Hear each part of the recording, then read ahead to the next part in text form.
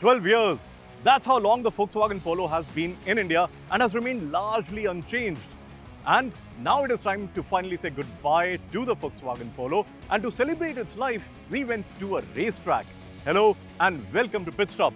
What you'll see me doing now is getting harnessed in the race version of the Polo and talking to the man who initiated the motorsport program for Volkswagen in India.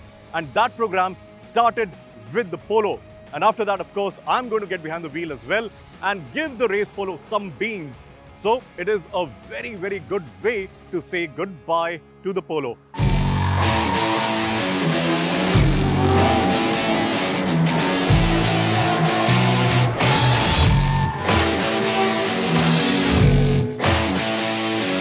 So in conversation with Sirish Vissa, who is the head of motorsport at Volkswagen, and we are just heading out of the pit lane in the race Polo. Sirish, your babies, and they have come a long way. They've grown a lot as well. Take us through the story right from the beginning. So, 2010, we started with the Polo TDI, and that was actually very close to a road car. Yeah. So, 1.6 liter diesel engine. We had a 6-speed manual gearbox, no ABS. Yeah, I remember that.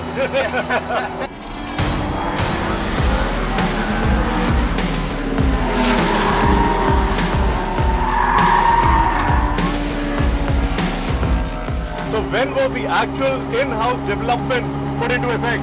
That came much later. Okay. So we ran the TDI for 2010, 2011. Yeah, 2 years. Then in 2012 we switched over to the TSI. Right.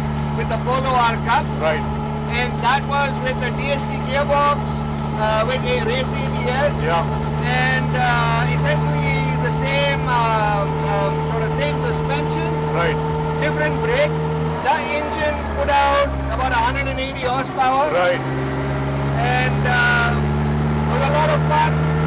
But we lost some of the characteristic of the TDI because the car was a lot more understeery. Right. Because there had a lot more weight up front. Sure.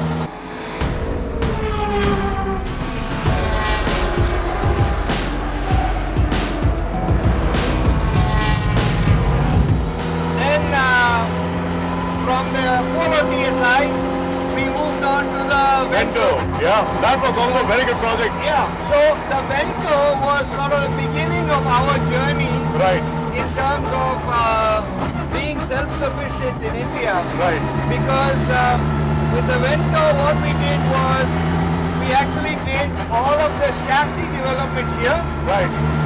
All of the engine, gearbox, everything we carried over from the Polo. Right. So that we ran in 2015, 2016. Yeah. And in 2016 we changed over from JK to MRF. Right. And we had to redo all of the chassis side of it. So that work we did again locally. Right. But that was the beginning of being self-sufficient.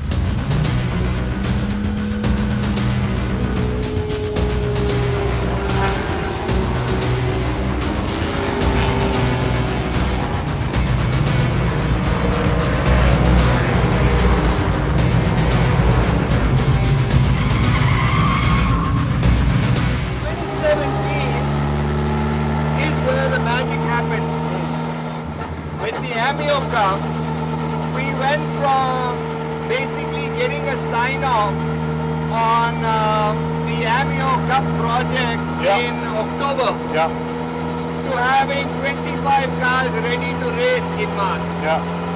Very short span of time. Very short span of time.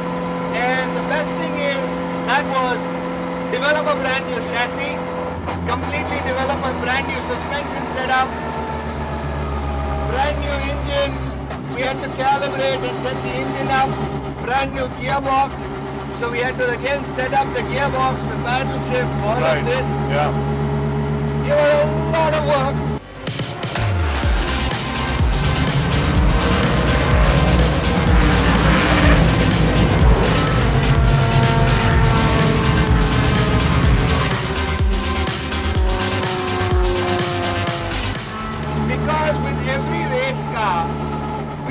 approximately 5 seasons mileage on it to ensure that nothing breaks. So when we were doing the AMIO, I distinctly remember we were here at MMRT and we were here for like I don't know how long. Every morning at first light, we would be out running. Wow! What a job to have! So we would run, then the track would be rented out by somebody else. So at 8:30 we would stop, so about 2.5 hours in the morning. We stop, then during the day when the track is occupied by whoever else, we would do all of our engineering. So if we had to redesign a part or get a new part made, so we're running around with all the workshops around here, getting stuff done. And then at the end of the day, again when they stop at 5, we go back and run till it's too dark. So we really did all of this to put, I think, 12,000 race kilometers on the car. That's intense. If you guys don't know what 12,000 kilometers of intense on-track evaluation does to a car, you really have to kind of just dig yourself into a race program and see what that means.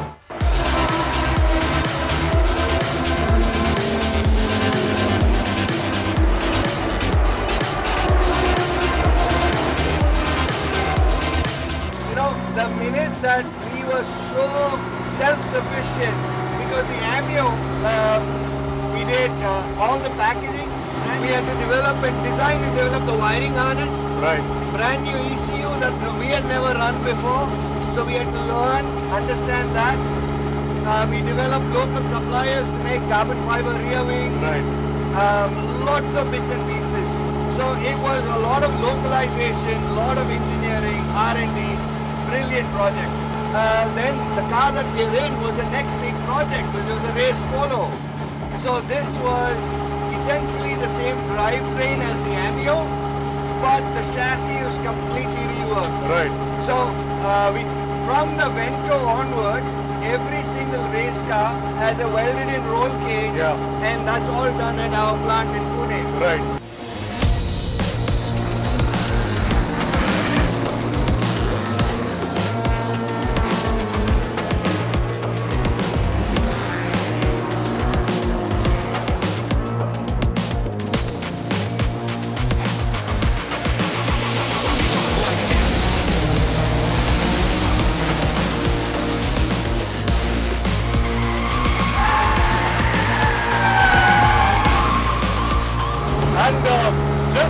Just for the sake of it, how much of an R&D difference is it from the stock Polo?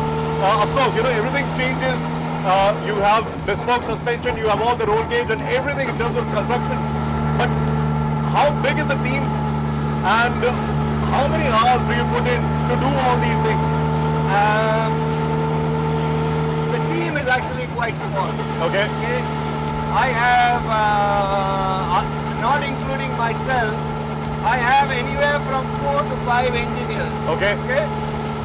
And so we are, the 6 of us basically are doing all of the R&D work. All of the design.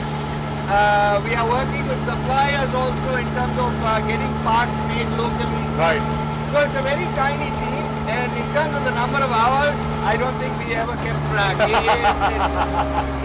You're finished when the job is finished. So, no, but what I absolutely love about the Volkswagen Motorsport program is that you've taken it very seriously. You haven't exited the sport like there have been instances with other manufacturers in the past, and you have essentially grown the motorsport scene in India in a big way as well. For sure. Yeah.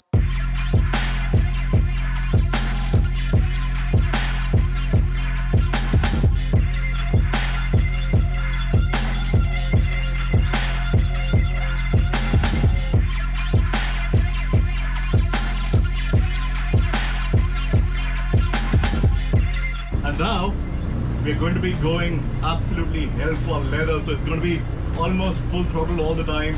And yeah, these things, the moment you start driving them, you realize how purpose built these things are and how much of a departure these things are from their regular road going versions.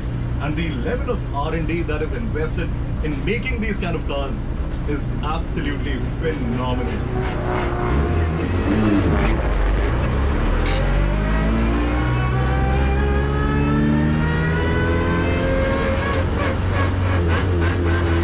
Now what you're going to see is a few laps of just pure concentration and trying to get everything out of a machine like this.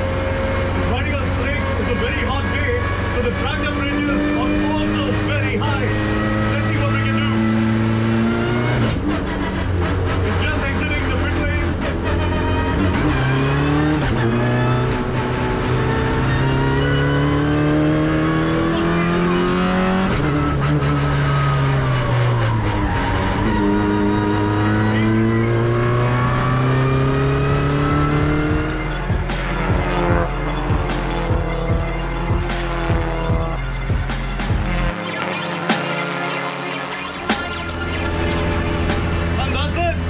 Back in the pits. It's been a good fun few laps. It don't really go as fast as I thought we would. Of course, you know, the level of driving is kind of different for all the drivers, and that's why you are as fast as the slowest one in the group. But nevertheless, it's been fabulous fun, and yeah, it's days like this that you come and realize what fun is all about.